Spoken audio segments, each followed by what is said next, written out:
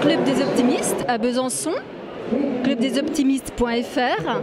Nous sommes en direct avec Christian Brun qui va se présenter. Pouvez-vous vous présenter? Volontiers. Donc je m'appelle Christian Brun, je suis praticien de santé naturopathe. Je suis même professeur de naturopathie à une école à Paris qui est réputée. Et je suis auteur de pas mal d'ouvrages, j'ai fait plein de conférences et des articles dans différents journaux.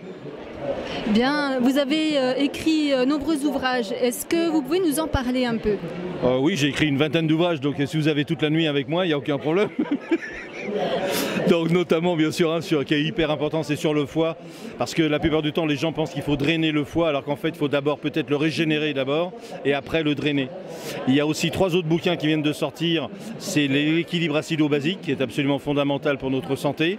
Il y en a un autre également sur les intestins, c'est un peu pour prendre la suite du fameux best-seller qui a été édité il n'y a pas très longtemps, et moi je donne les solutions justement au niveau des intestins, comment déféquer, comment faire une douche rectale, comment s'alimenter, etc.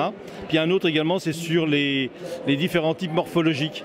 C'est-à-dire que ça nous permet, nous naturopathes, en fonction de la forme de votre visage, de vos mains, également au niveau de vos digital, etc. Ça nous apporte des renseignements et ça nous permet après de pouvoir orchestrer notre programme hygiène vitale. Et puis il y en a d'autres sur les pathologies cardiovasculaires, il y en a d'autres sur arthrite, arthrose, il y en a un autre aussi sur la prostate, un sur le diabète, un sur la relation entre le stress et immunologie qui est très important, dans lequel je démontre scientifiquement qu'on peut fabriquer des pathologies dégénératives du style cancer ou quoi que ce soit avec des stress non résolus. Voilà, et on a tous autour de nous des gens qui ont été stressés et qui, 6 mois après le décès de quelqu'un, ils déclarent un cancer ou quoi que ce soit. Et ça se démontre scientifiquement sans aucun problème. Merci pour tous ces renseignements. Et je vois aussi que vous êtes psychothérapeute, oui. C'est bien ça. Et le lien entre les livres, la pratique, donc les émotions, l'entretien, que pouvez-vous nous dire à ce sujet? Si vous préférez, le psychisme est très important. Vous savez, c'est Platon qui disait « on ne peut pas guérir le corps sans pouvoir guérir l'esprit ». C'est absolument impossible. Les deux sont liés. C'est-à-dire que tous nos organes sont reliés par notamment le système nerveux. Ça va au niveau de notre cerveau, si vous préférez. Et là, vous avez des branches, vous avez l'ortho et le parasympathique, entre autres, qui dirigent tous nos organes.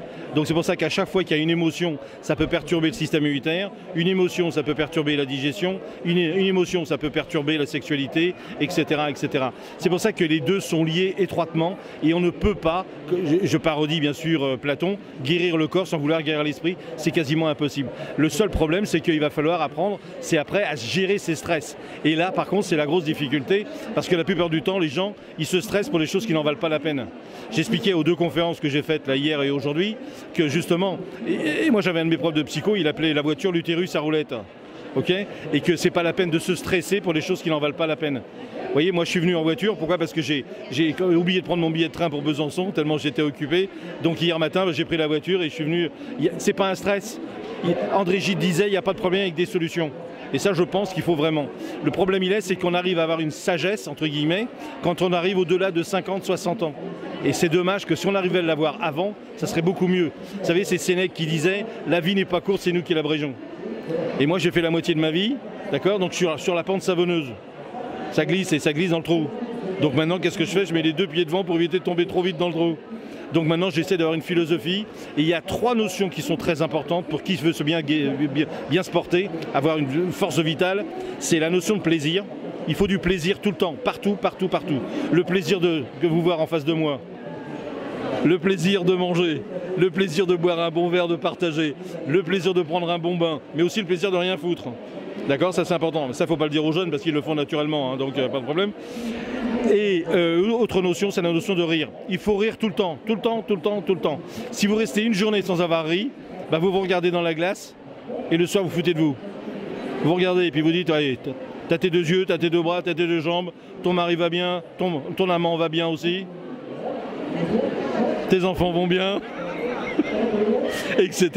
Donc le reste, c'est que du superficiel. Vous savez, il y a 15 jours, 3 semaines, j'ai reçu en cabinet des gens qui venaient de Lyon.